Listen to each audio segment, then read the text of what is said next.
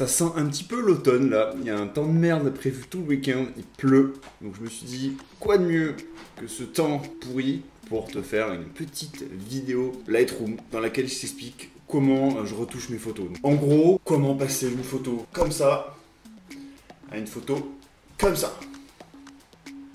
C'est pas très compliqué si tu suis bien les étapes et le but de ça c'est que peut-être tu crées ton propre preset ou au moins tu arrives à retranscrire ces étapes sur tes photos. Évidemment c'est ça le but. Mais avant ça je suis un peu bas. On peut commencer. Donc une fois sur Lightroom, ce que j'aime bien faire au début c'est de mettre le fond, donc l'arrière-plan en blanc. Voilà, ça nous donne une meilleure idée des couleurs. Donc là, c'est le château de Menton-Saint-Bernard, donc à côté du lac d'Annecy. Je me suis arrêté un petit peu à l'arrache sur le bord de la route parce que j'ai vu qu'il y avait une superbe lumière de fin de journée qui tapait sur le château. Donc là, la photo est pas ouf du tout, mais vous allez voir, on va vraiment réussir à la transformer pour qu'elle ressemble le plus possible à ce qu'on a pu ressentir. Donc la première chose à faire, c'est de recadrer l'image. On est sur un ratio 4/5. C'est un petit peu le ratio, même c'est complètement le ratio Instagram, mais j'avoue que je me suis un petit peu habitué à ce format et je l'aime beaucoup maintenant. Donc on va partir sur une compo centrée comme ceci. On va recadrer l'image parce que le château n'est pas très droit. Hop. Ouais, ça devrait le faire. Alors, donc la deuxième chose à faire, c'est de vérifier que la température est bonne et qu'il corresponde à ce que vous avez vu. Donc on va bouger le curseur et on voit que ça change drastiquement l'ambiance. Donc on va plutôt mettre des teintes chaudes parce que c'était la fin de journée. Hop, voilà, 7500. Ensuite, on passe au troisième réglage, celui de l'exposition. Vu qu'on a shooté en RAW, on est vraiment très libre de faire ce qu'on veut.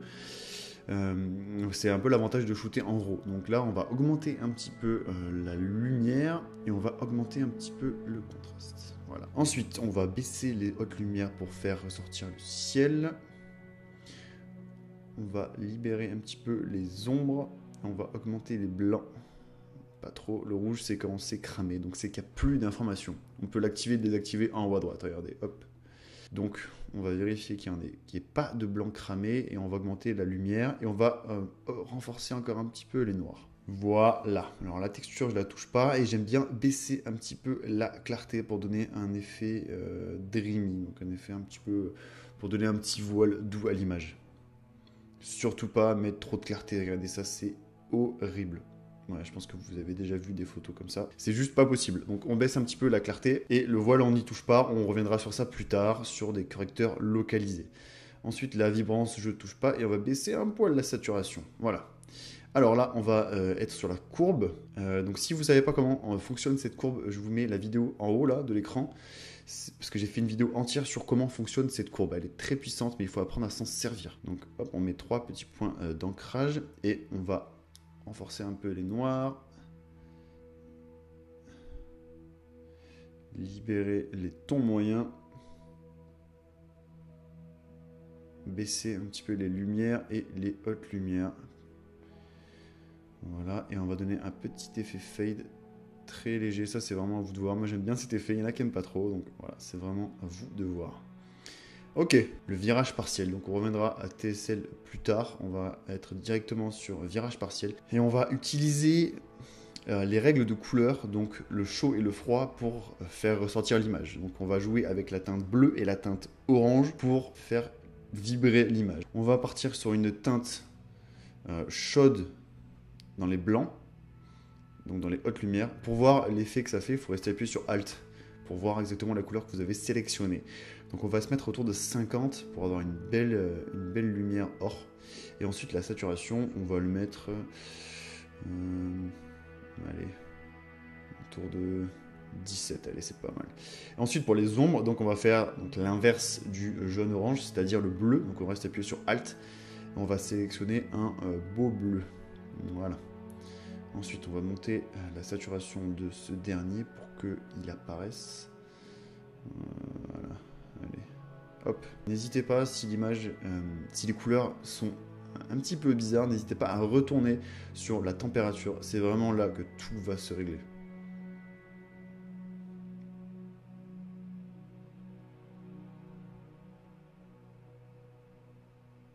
Voilà. Ensuite, pour les teintes, donc on va faire bouger les teintes vertes pour qu'elles soient vers l'orangé. Donc on coulisse les verts à gauche, les jaunes pour qu'ils soient un petit peu plus orange et les oranges pour qu'ils soient un petit peu plus rouges. Pas trop évidemment. Voilà, ensuite on va désaturer le vert, ça c'est une préférence personnelle mais à vous de voir. Et on va saturer un petit peu les oranges parce que là c'est la couleur principale. Donc voilà. Et on va baisser la lumière du orange pour qu'il apparaisse un poil plus. Maintenant que les réglages sont faits pour les réglages globaux, on va partir sur des réglages localisés. Donc on va sélectionner l'outil dégradé, ici là, donc vous pouvez faire M aussi. Et on va supprimer cette route en bas qui est très moche et qui vient perturber la lecture. Donc on va tirer, hop, comme ça, on va faire un dégradé et on va bouger donc le curseur exposition pour faire complètement disparaître la route. On peut recentrer un petit peu le cadrage. Ok. Donc là, pour faire disparaître ce qui reste, on peut soit augmenter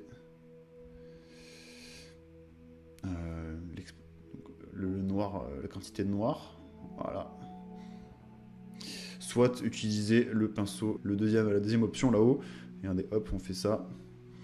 Et il sélectionne n'importe quoi. Il sélectionne, voilà. Là, il n'y a plus du tout de bande blanche. Ensuite, on va continuer à utiliser ce dégradé là pour le mettre dans le ciel. Et là, vous voyez, donc on obscurcit tout le ciel, mais c'est pas du tout le but. Le but là, c'est de renforcer les nuages. Donc, on va aller en bas du panneau, on a un masque de gamme. Donc, on va sélectionner luminance et on va afficher le masque pour voir où se font les modifs. Donc, on va baisser ce réglage là et on voit que ce qui est rouge c'est ce qui est affecté. Donc là par exemple on va affecter que les nuages parce que c'est les nuages qui sont rouges, donc c'est parfait, c'est exactement ce qu'on veut. On désactive ce truc rouge là et on voit que les réglages qu'on opère maintenant se font uniquement dans les nuages, donc c'est parfait. Voilà, on peut augmenter un petit peu pour donner un petit effet dramatique sur les nuages. Ouais, pas trop non plus, c'est un peu too much. Voilà, et on va les rendre un petit peu plus orangés en bougeant la température. Parfait.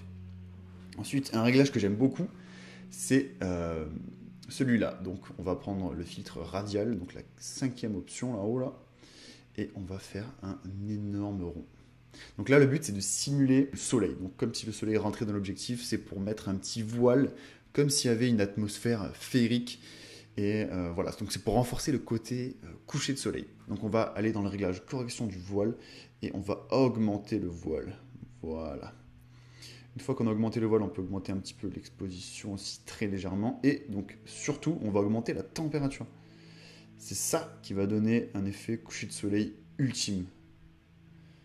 Voilà.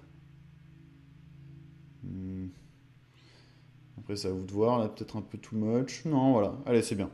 Et ensuite, on va rester sur ce réglage-là, donc le filtre radial, et on va s'attaquer directement au sujet principal. Donc, c'est chiant ce truc noir. Donc là, on va renforcer donc, la clarté, parce que c'est vraiment le sujet à faire ressortir sur cette photo. C'est ça qu'on veut que le spectateur regarde, donc on va augmenter la clarté, augmenter un poil la texture et le contraste. Voilà. Ensuite, il faut absolument pas qu'on voit les modifications là. Donc on va augmenter un petit peu les contours. Ici là, contour progressif. Ensuite, on va refaire un filtre radial au même endroit pour augmenter la lumière de toute la zone. On va bien jusqu'au bord pour pas voir le cercle, pour pas que le cercle se voit. Donc là, on va augmenter la lumière et le contraste. Voilà. Toujours, hop. Encore un petit peu la clarté peut-être, pas trop. Voilà. Est-ce qu'on renforcerait pas un peu le contraste encore là, ici? Si. Voilà. Ensuite, on va passer au dernier réglage, c'est le réglage de la netteté. Donc là, on est sur le panneau détail et on voit qu'il y a un petit réglage masquage. On reste appuyé sur Alt et ça va nous montrer donc, ce qui est blanc, c'est ce qui va être accentué. Donc les détails vont être accentués dans ce qui est blanc. Donc on reste appuyé sur Alt et on continue parce qu'on veut accentuer uniquement le château. Donc on va se mettre à 80. Hop, on peut lâcher Alt et on peut augmenter un poil le gain donc, de netteté. J'ai failli oublier donc, le dernier réglage. Ce que j'aime beaucoup faire pour recentrer l'attention sur le sujet principal, c'est qu'on va sélectionner le filtre radial. On va faire un gros rond autour du sujet principal et on va cliquer sur inverser. Hop! Et une fois qu'on a inversé, on va baisser donc l'exposition. On va augmenter le contour pour ne pas voir le rond. Et on n'est pas trop mal. Pour voir ce qu'on a fait, on peut supprimer et faire pomme Z pour voir l'effet appliqué. Faut pas que ça soit obvious, que ça soit trop visible. N'oubliez pas que c'est toujours des préférences personnelles, donc c'est à vous de trouver le réglage qui vous convient. Donc on peut regarder le résultat par rapport à la photo d'origine. Ouais, ça n'a rien à voir. On peut les mettre à côté. Ça n'a absolument rien à voir. Et pourtant, quand j'étais là-bas, c'est un petit peu ce que j'ai ressenti. Donc il y avait vraiment une golden hour très présente.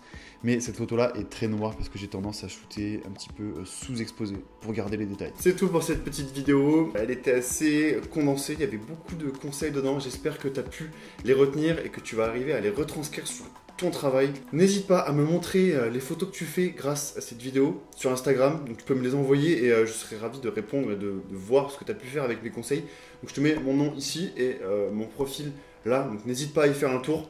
Je serai ravi de voir ton taf et de répondre à tes questions. Si jamais tu as d'autres questions et que tu n'as pas envie d'aller sur Instagram, mets-les-moi directement en commentaire dessous. Et surtout n'oublie pas que la retouche c'est subjectif. Donc si ce que tu as vu peut te choquer, si tu trouves que c'est trop exagéré ou que les couleurs sont pas naturelles, bah, n'oublie pas que c'est vraiment tes choix, tes couleurs, donc tu es totalement libre de mettre tes couleurs, de continuer à bouger avec les curseurs, de les déplacer, de changer la balance, de vraiment de t'éclater. Hein. N'oublie pas que le plus important dans ce que tu fais là, c'est de t'éclater parce que c'est ça qui te donnera envie de continuer à faire des photos, et de sortir et de te motiver tous les jours à faire des photos. Donc voilà, n'oublie pas. Éclate-toi dans ce que tu fais et suis pas exactement ce que tu viens de voir, hein. Vraiment c'est une base, après c'est à toi d'adapter tout ça. J'espère que tu auras réussi à retranscrire ce que je t'ai montré pour avoir vraiment des photos qui te plaisent. Si c'est le cas, mets-moi un gros pouce bleu, ça me fait très plaisir. Et n'oublie pas de me suivre pour ne pas rater les prochaines vidéos qui vont sortir. Elles seront très probablement sur Photoshop ou Lightroom. J'ai déménagé à Annecy très récemment et je dois avouer que je suis très fan de cette région, surtout en tant que photographe paysage. C'est juste incroyable ici, tout ce qu'il y a à faire, toutes les montagnes, le lac, tout est beau, la vie, même la ville est belle. J'ai presque envie de faire des photos urbaines tellement que c'est beau. Donc voilà, n'hésite pas à me suivre sur YouTube et Instagram. Passe une bonne journée et moi je te dis à la prochaine. Ciao!